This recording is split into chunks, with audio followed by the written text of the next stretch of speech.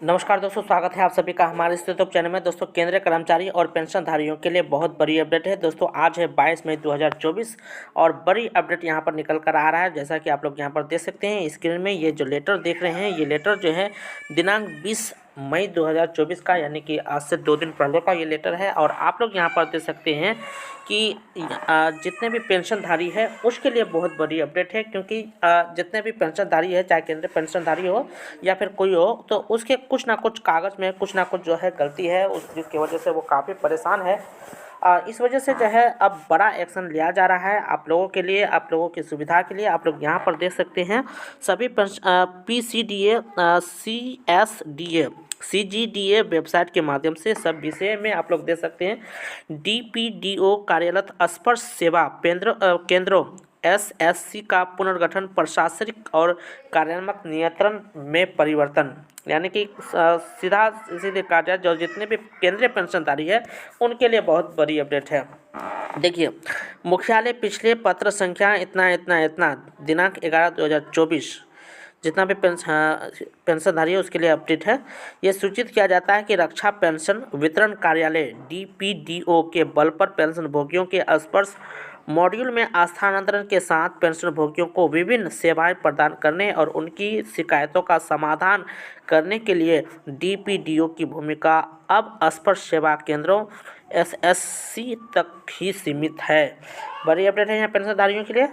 2 number update देखिए, उचित सेवा के बाद अधोहस्ताक्षरी को CDA PD मेरठ संख्या 51 और CDA चेन्नई 51 के तहत विभिन्न DPDO में कार्यरत 64 स्पर्श सेवा केंद्रों के प्रशासनिक और कार्यात्मक नियंत्रण के पुनर्गठन संबंधी समक्ष अधिकारों को मंजूर से अवगत कराने का निर्देश दिया गया है। अब देखिए क्या है, निम्नलिखित निर्देश है। पहला जो है, रक्षा पेंशन सवितरण कार्यालय को अब से पुनः नामित किया जाता है स्पर्श सेवा केंद्र। ठीक है।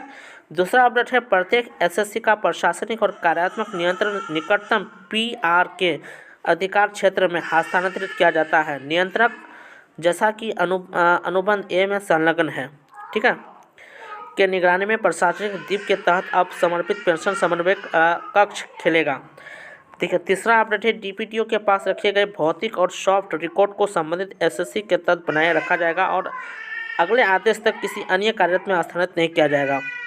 उसके बाद चौथा में देखिए, प्रत्येक SSC में जनशक्ति के अधिकृत शक्ति एक AO होनी चाहिए। अधिकतम 2 लेखा परीक्षक और वरिष्ठ लेखा परीक्षक होगा। उसके बाद है 11,085 पेंशन भोगियों के संबंध में पेंशन का भुगतान जिन्हें अभी भी DPO द्वारा भुगतान किया जा रहा है और अभी तक स्पर्श के स्थानांतरित नहीं हुए हैं, तो को केंद्रीय रूप से सेंट्रल दिल्ली आश्रय में टीम को सौंपा जाएगा। ठीक है। और ये व्यवस्था 1 जून 2024 से चालू हो जानी है। यानी कि कहा जाए जितने भी केंद्रीय पेंशनधारी हैं उनके किसी भी चीज़ में अगर दिक्कत है उसके कागज़ में, तो उससे सुधार किया जाएगा, क्योंकि काफ़ी पेंशन भोगियों को अभी तक पेंशन लेने में काफ़ी जो है दिक्कतों का सामना करना पड़ रहा है। उसके पेंशन जो है उसे एक गलती की वजह से या फिर नाम की वजह से या डेट ऑफ बर्थ की वजह से या फिर कागज़ में किसी भी गलती की वजह से अभी तक पेंशन नहीं मिल पाया है। तो ऐसे पेंशनधारियों के लिए बहुत बड़ी खुशखबरी है। अब जो है उनके पेंशन को सही डाटा यानी सही किया जाएगा और आपको आपका हक, आपका पेंशन जो है समय पर मिलेगा।